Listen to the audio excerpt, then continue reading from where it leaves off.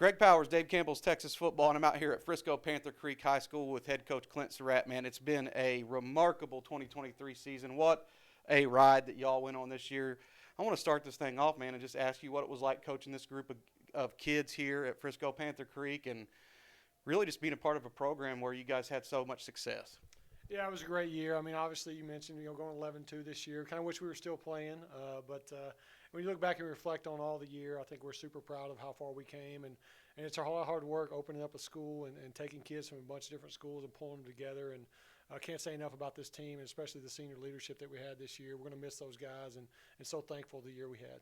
Yeah, it's really one of those things. I can walk into a high school, I feel like now, and just kind of see the emotion of the kids and the attitude that they carry themselves with, and watching them come in for off-season today. It's only day number 2 out here for off-season, man. They had a little pep in their step. These guys look like they're ready to come back onto the field next year. Yeah, I think they're hungry. Obviously, we're just not getting off-season going, and so our kids are excited. We had testing week last week, and so this week's our first official week of off-season, so they're excited to attack the weight room and all the strength and conditioning, all the things that lead up to making a really successful year. As you know, it's not about what happens on Friday night. It's about everything during the off-season, summer workouts, all those things that culminate into hopefully a really successful year.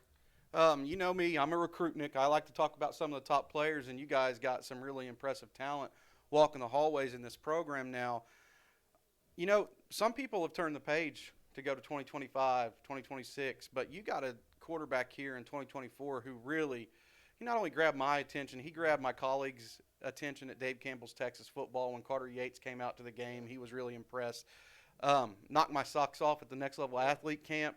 That's Braxton Roberts, and he still remains uncommitted. What is it that makes Braxton Roberts special, and why should some of these colleges be entertaining the chance to have him be the leader of their offense at the next level? Well, I hope so. He's been a really special player. And coming from Carter Yates, a former Frisco ISD right. quarterback himself. A little option guy. Exactly.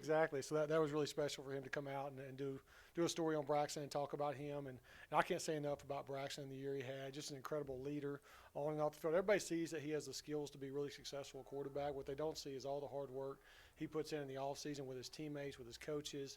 Spends a lot of time in this room prepping with Coach Kate, our offensive coordinator, and did a great job. He takes great pride in preparation, and I think that's what separates him.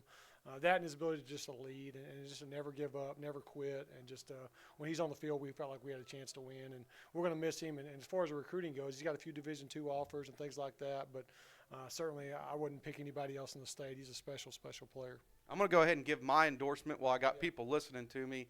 I've got D2 coaches coming to me all the time, talking to me about, hey, I'm looking for a guy who wants to be here. Yeah. I'm looking for a guy who comes from a good family, who loves football. Knowing Braxton Roberts and his family and everything that he brings to the table, if you're a D2 school and you're watching this is a guy you shouldn't be waiting to pull the trigger on. He's a guy who can do that. He checks all those boxes.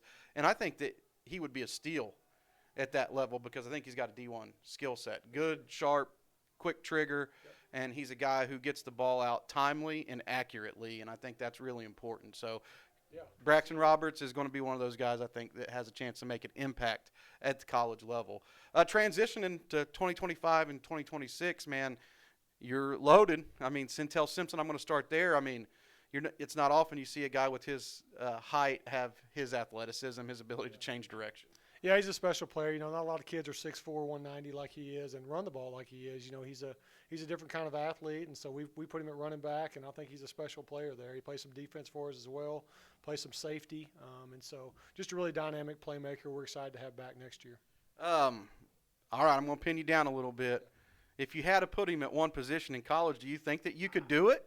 I don't know. I always tell kids and parents, don't pigeonhole yourself into a certain position and just kind of let it play out how it should. And for Sentel, I'm not real sure yet. I think he'll play a little both for us next year, and wherever college you want to play him, I'm sure he'll be very successful. What's he checking in at right now? About 190. Yeah, but 6'3", 6'4"? 6'4", 6'4", 190, and can get low and find the holes at running back and will deliver the boom on the defensive side of the ball. Credit to you. And, again, I'm going to keep mentioning Carter. Kind of alerted me to Donovan Webb, 2026 safety. Had a tremendous season and picked up some postseason accolades. I think that he's a name that everybody in the state's going to know about by the time he graduates. Yeah, he's a special player, 2026 kid. Carter was at the game, Wilmer Hutchins. He had a big pick six in that game. And just a difference maker on defense. A really impact player, super smart, savvy, roams the middle of the field. Last year he was a first-team All-District corner, so he can cover too. We moved to safety, felt like that was the best team need, and really it's paid off for him as well. Recent offer from Baylor, and the guy's going to blow up from the recruiting world, and we're excited to have him back. I think Dave Aranda knows a little bit about defense. I'll go ahead and give him some credit on that, finding that find as well here at Panther Creek. Top guys on the team, but, they're more than that, right? This team is successful because you have a lot of key players in it, and a lot of those guys do have an opportunity to go play in college and are going to start to get more and more looks. Any names that we should know about? Yeah, I think the first one is Seth Jackson, the guy that was a two-way starter for us, played a lot of running back as well, and played some down safety, led our team in tackles, just a savvy, really good player, can do it all for us, returned a kick to the house this year, and just a really versatile playmaker. We're excited to have him back for his senior year.